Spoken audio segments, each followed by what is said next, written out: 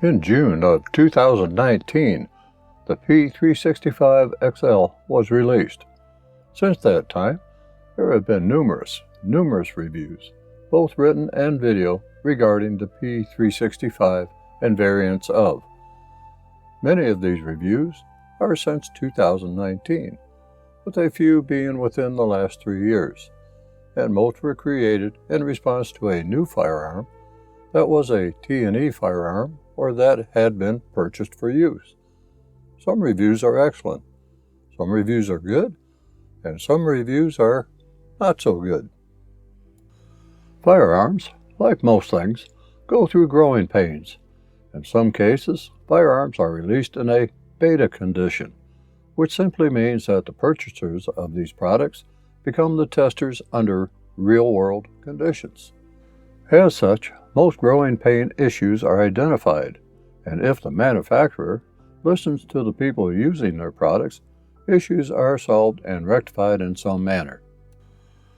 Since 2019, Sig Sauer has introduced the P365 SAS, the P365X, the P365 380, and in 2020, the P365X Macro. At the time of this review, which is April of 2023, my wish is that all past issues with the P365 in all versions have been resolved, and that I do not discover new issues. In short, I expect the Sig Sauer P365XL to be one of the most advanced pistols of its nature. Stick with me, and let's see if that is true.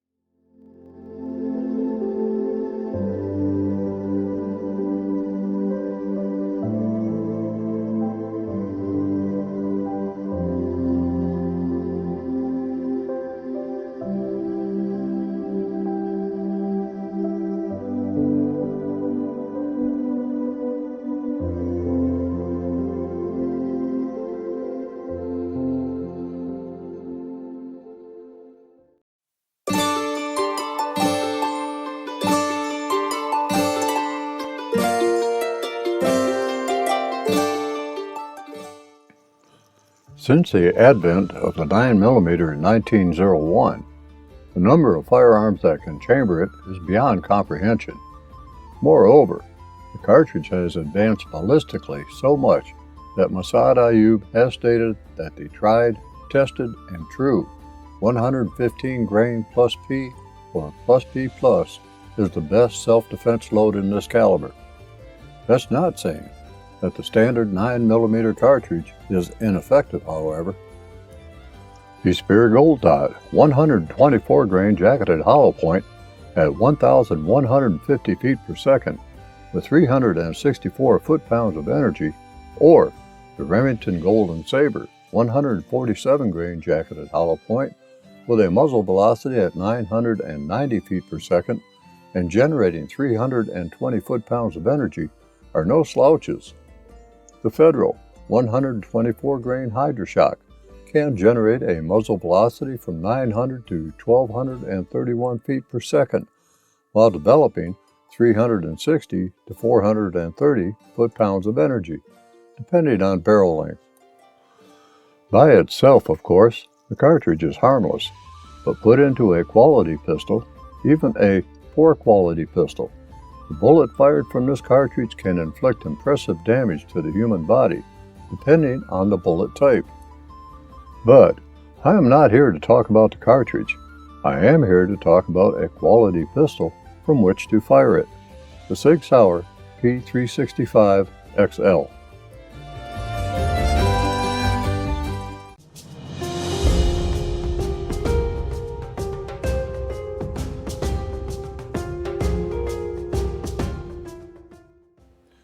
Beginning with the Sig Sauer FCU, or the Fire Control Unit, 17 variants of the P365 pistol exist at this time. The 10-round P365 Micro Compact pistol in 380 ACP is and remains a very popular pistol that incorporates the FCU.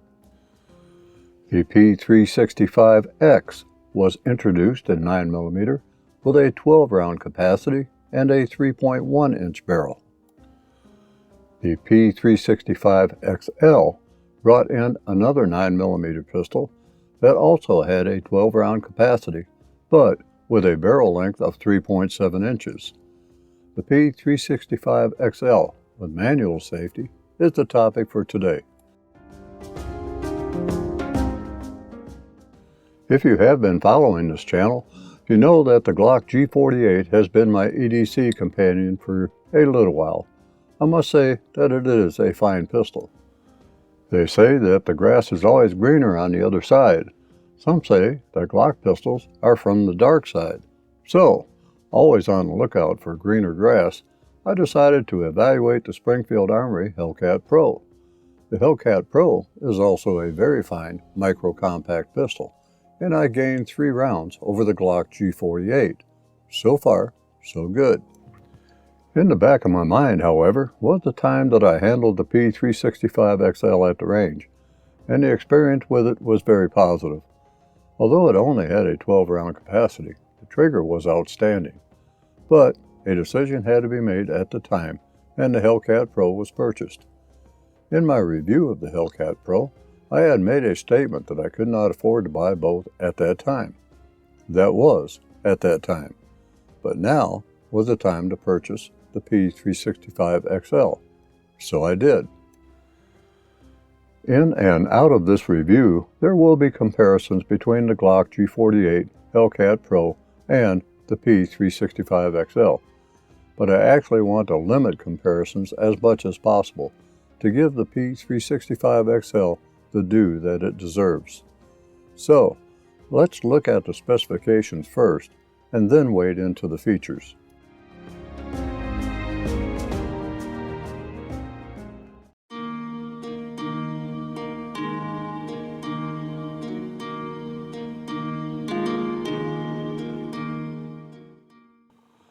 My P365XL has a manual safety, and the SKU number for it is 365 X-Ray Lima -9 Bravo X-Ray Romeo 3 Papa Mike Sierra.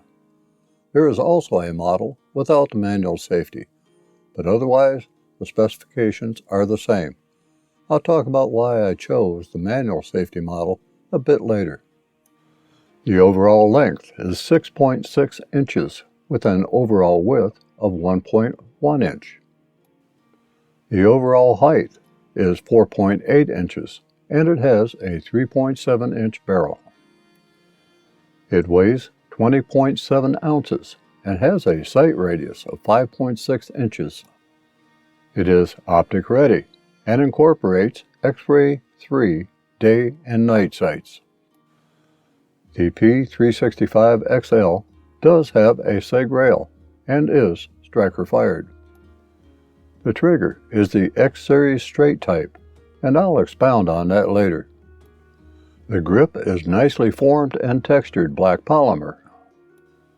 The barrel is of carbon steel, while the slide is of nitron finished stainless steel. Let's move on to the features.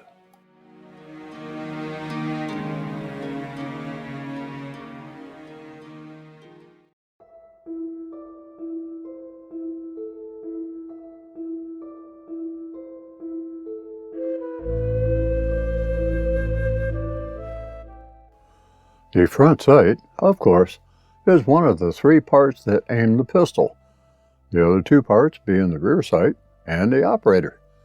The sights are highly visible in low light and daylight conditions. The rear sight lacks any sloping and allows for cocking of the slide against a vertical surface, whether it be a tabletop or even a good belt. While the front sight is highly visible, the tritium dots on the rear sight are very small. The nitron-treated stainless steel slide houses an external extractor, the striker assembly, barrel, and single recoil spring and guide rod, which is captive, and of course serves as a foundation for the sights. Front and rear serrations are cut deep enough to accommodate a firm gripping of the slide for press checking, chambering a round, or locking the slide to the rear. The slide incorporates an optics plate that can be removed to accommodate an optic. The left side only takedown lever allows the slide to be removed from the frame by moving it down when the slide is locked to the rear. Note that the trigger does not have to be pressed to remove the slide. A left side only slide catch lever locks the slide to the rear upon firing the last cartridge and can be used to manually lock the slide to the rear. More on the slide lock during the range segment. A 3.7-inch carbon steel barrel houses the cartridges for firing. At the rear of the chamber is a witness hole that allows the user to see if a round is chambered, or not. The frame is, of course, used to house the fire control unit, controls like the takedown lever, slide lock, magazine button assembly, and magazine, and is of glass-filled nylon composition. The front of the frame incorporates a nicely integrated accessory rail that does not detract from the lines of the pistol. The trigger guard is nicely rounded and enough inside area is afforded for gloved trigger fingers. An undercut trigger guard allows for a bit higher handhold on the grip. The thin grip area is nicely textured on all sides and incorporates a single finger groove that agrees with my hand. Although a bit slim for my taste, I feel no need to add anything to make it thicker, at least not at this time. With that said, range work with the pistol will tell me more. The grip, as I mentioned, is slim. It is rounded on the edges and does not have any palm swell whatsoever. It does, however, have a flare at the bottom of the grip for the beveled magazine well opening. The grip length is long enough for me to get all of my fingers that are not involved with pulling the trigger fully onto the grip. The grip angle fits my hand nicely, while a well-designed extended beaver tail keeps me from getting my hand too high on the handle. No worry about slide bite here. Within reach of my thumb is the reversible triangular-shaped magazine catch button that holds and releases the standard 12-round flush-fit magazine very nicely. The magazine catch button is very close to the frame and may present a problem for some folks with small hands. A shifting grip may be necessary to push the magazine catch button. The magazine catch button does take some effort to press. The standard 12-round factory magazine is flush-fit within the beveled magazine well, with just a hint of the front lip of the magazine available for manually stripping the magazine should the need arise. A larger capacity magazine is available through Sig Sauer, which adds to the overall grip length. All magazines have anti-dive followers and can be disassembled for maintenance. I'll talk about the grip and slide lock more in the range segment, as the grip plays an important role in controlling the pistol when shooting it, regardless of how good or bad a grip feels when fondling it, and the slide lock needs to be readily accessible. To engage the manual safety, rotate the manual safety lever upward. The manual safety is ambidextrous. Pressing up on the lever from either side will rotate the opposite lever upward, engaging the manual safety. The slide can be manipulated with the manual safety engaged.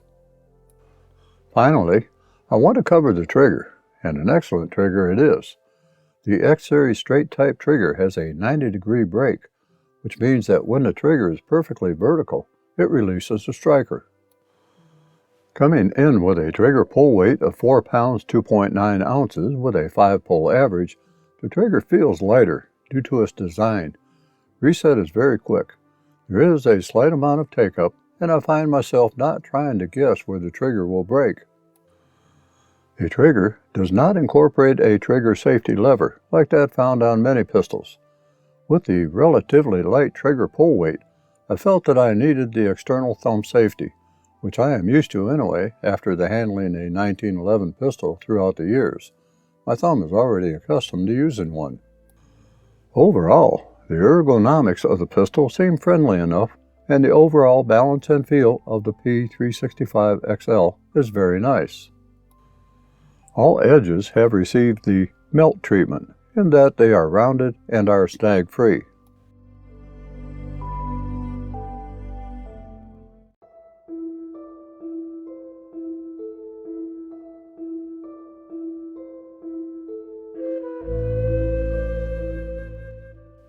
Now, it's time to talk about an issue that is not really an issue, in my opinion. Heads up that things are going to get technical from this point on. This issue was observed with an unloaded and safe pistol. The issue that some have noted in their reviews, and one which I experienced with my P365XL, was that if you hold the trigger fully to the rear after the striker is released, the slide is very difficult to push or pull to the rear. This issue was discovered when performing a trigger reset demonstration, but it is really not an issue, and the pistol's performance is not in jeopardy. In fact, it is how the pistol should operate. Now it's time to show some photographs and video about what is really happening with the pistol. I have field stripped the pistol so that I can show the FCU, the fire control unit, and slide components. Next, I needed to set the frame up so that the trigger could be pulled. That meant activating the slide lock so that the takedown lever could be returned to a normal operating condition position, which is horizontal.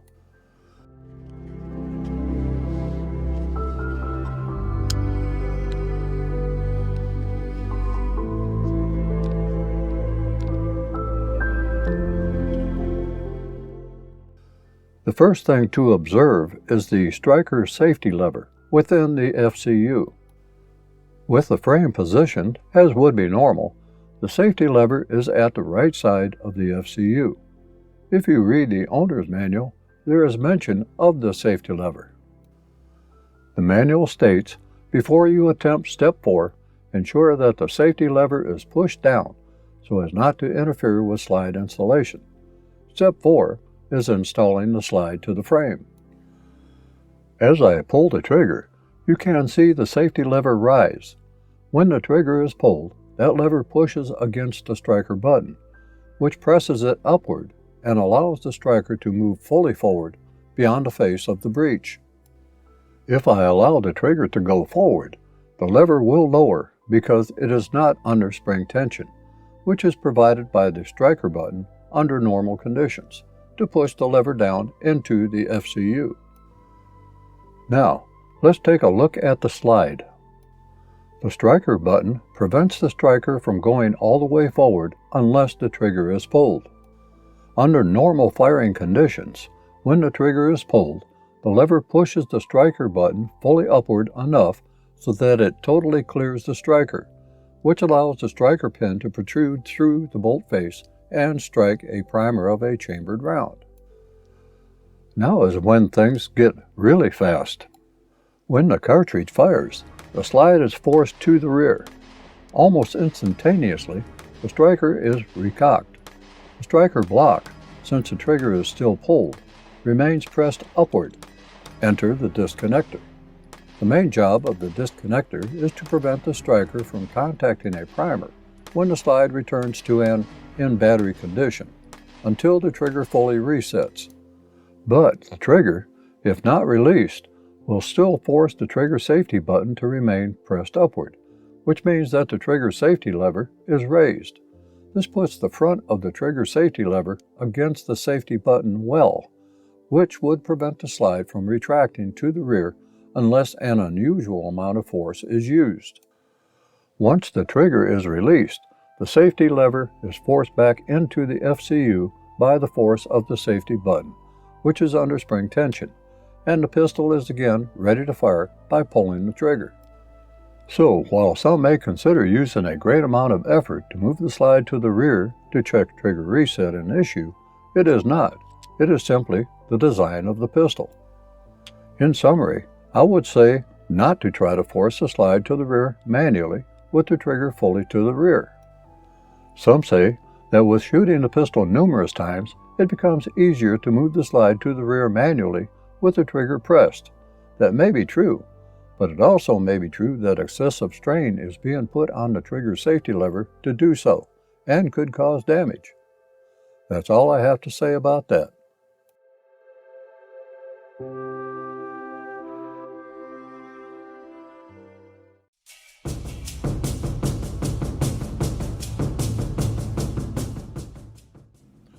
Moving on to the maintenance segment, performing maintenance on the P365XL is pretty much run-of-the-mill. First, perform a safety check to ensure that the pistol is safe. Once verified that the pistol is safe, and with the slide lock back to the rear, move the takedown lever down to a vertical position. Holding the slide firmly, use the slide lock to unlock the slide and slowly move the slide off of the frame. Remove the captive recoil guide rod and spring. Finally, remove the barrel.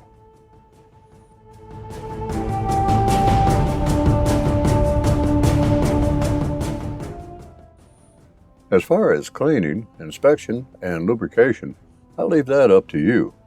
I will recommend referring to the owner's manual for guidance in those areas. To assemble the pistol, first install the barrel and recoil spring and guide rod assembly, while ensuring that the base of the guide rod is centered in the well of the barrel.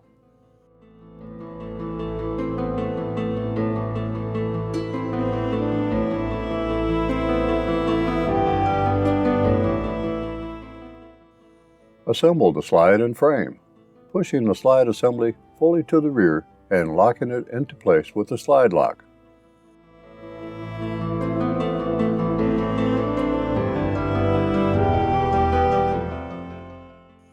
Move the disassembly lever up to the horizontal position. Next, perform a function check. As my usual, I use several snap caps to protect the striker and to check for extraction and ejection. Since my P365XL has a manual safety, the safety lever is moved to the safe or up position, and then I attempt to pull the trigger. If the safety is working properly, pulling the trigger will not release the striker. Moving the safety lever to the fire or the down position, and then pulling the trigger should release the striker. Cycle the action several times to check firing, extraction, and ejection. The slide will lock back on the last snap cap ejected, and the function check is completed. Now, I think that I should spend some range time with the P365XL. What do you think? I thought you might say that.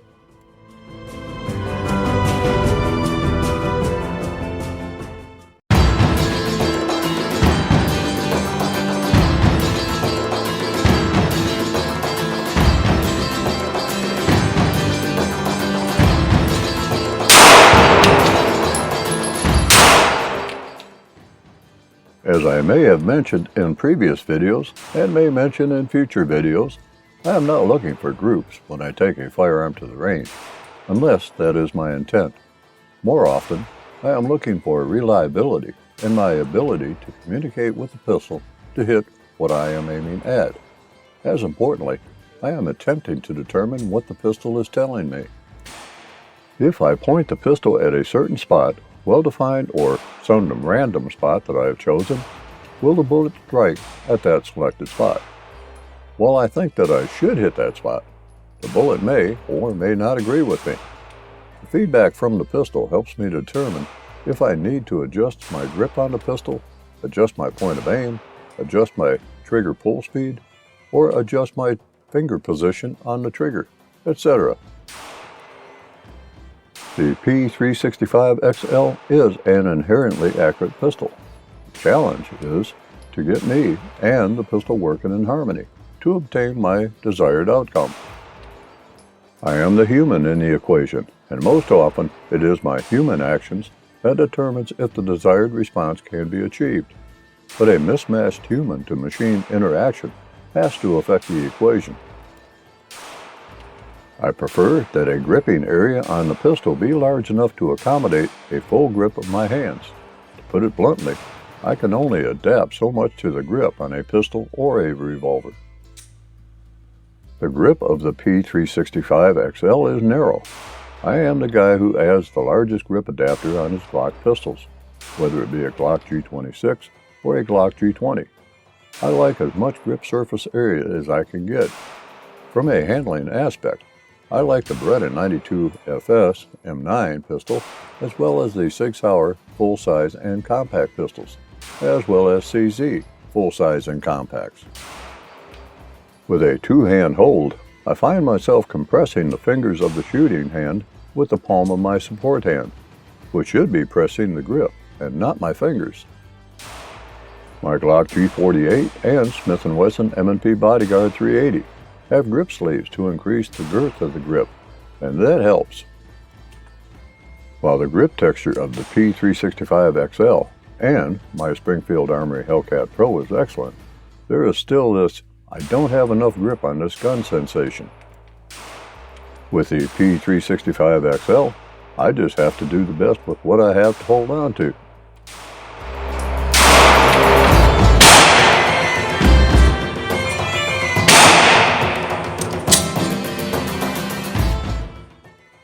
This day's fodder consisted of a Remington 124 grain FMJ range ammunition, the Oki 147 grain FMJ, and Magtech 115 grain FMJ.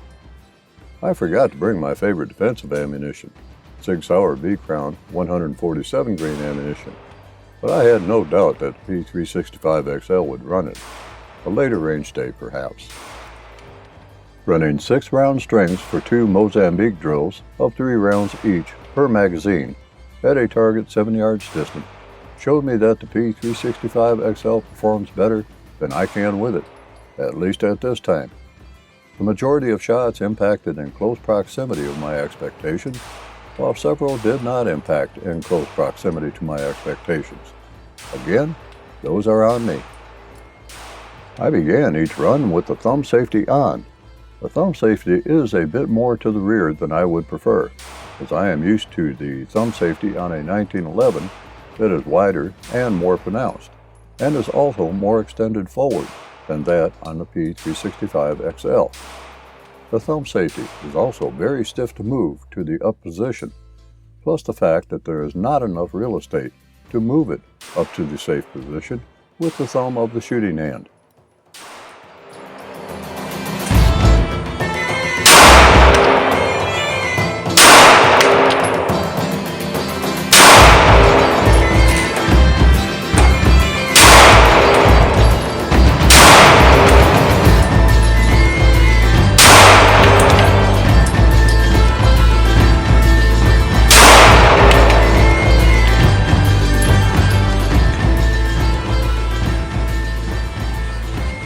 I did try with the tip of my finger.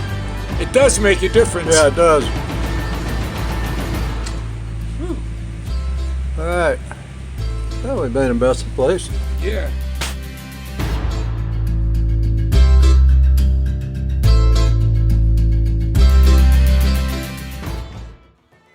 The thumb safety does have a distinct feel to it when switching from one position to the other.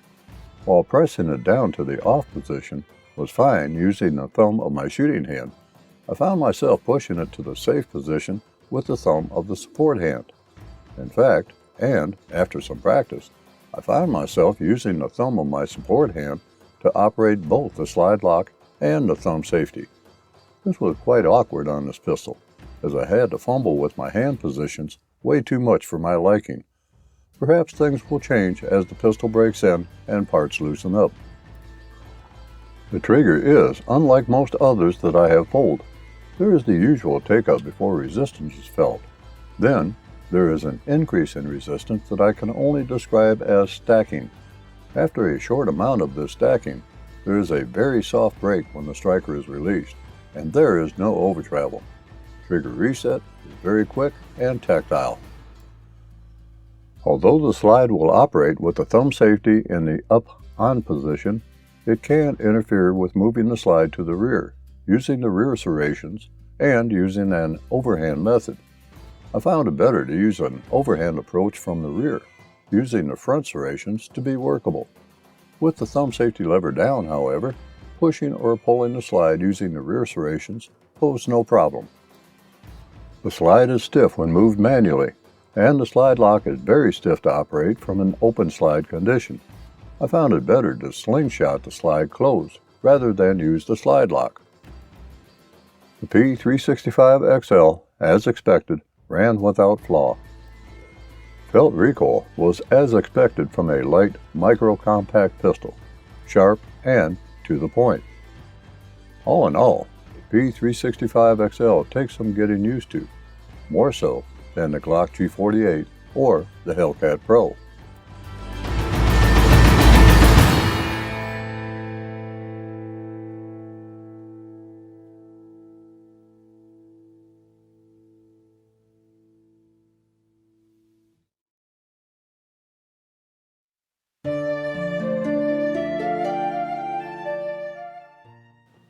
For strong side or cross-draw carry, a We the People holster for the P365XL serves nicely and provides adjustment for both methods of carry, and also appendix carry, if that is your thing.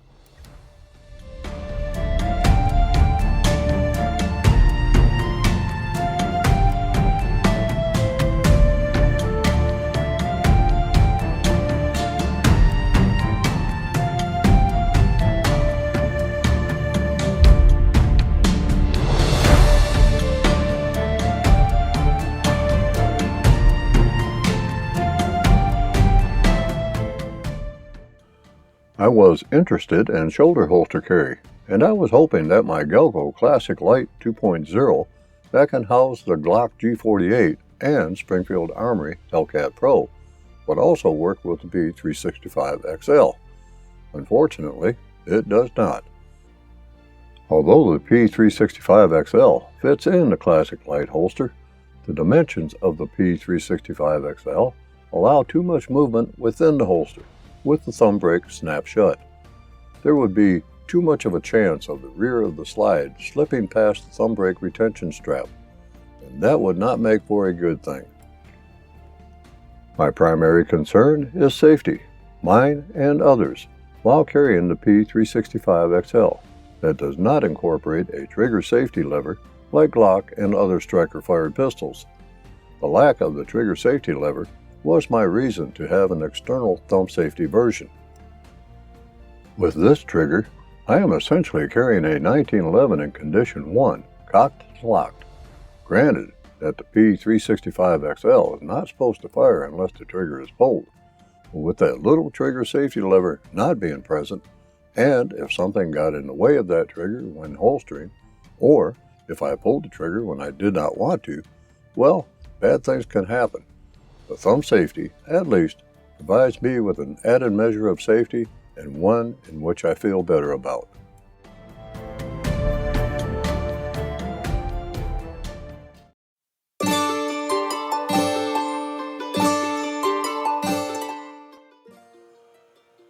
I had read and watched a lot of reviews before deciding to purchase the P365XL. I had also handled and shot the P365X Macro, a range rental, at my local gun club and range. The biggest question for myself is, would I place the P365XL over the G48 or Springfield Armory Hellcat Pro for daily concealed carry? This coming from a guy who has carried a 1911 for most of his adult life and more than any other pistol or revolver. A second question is, would I recommend it? Let me address the second question first. Yes, I would recommend it, but only with a thumb safety for the reasons that I mentioned in the review. Overall, the P365XL is a fine pistol and worthy of consideration should you be in the market for a light, micro-compact pistol that can hold 12+1 cartridges of initial capacity with the factory magazine, and if the pistol feels good in your hands, and you can shoot it well. By all means, it may be the right pistol for you, but you really need to handle it, shoot it, and do the same for others that you might be considering before you make a decision. In short, you need to do your research. As for the first question, I have not decided yet. I don't rotate my EDC often and tend to stick with what I am carrying for a while. The P365XL will end up in the rotation at some point, but at what point, I can't say.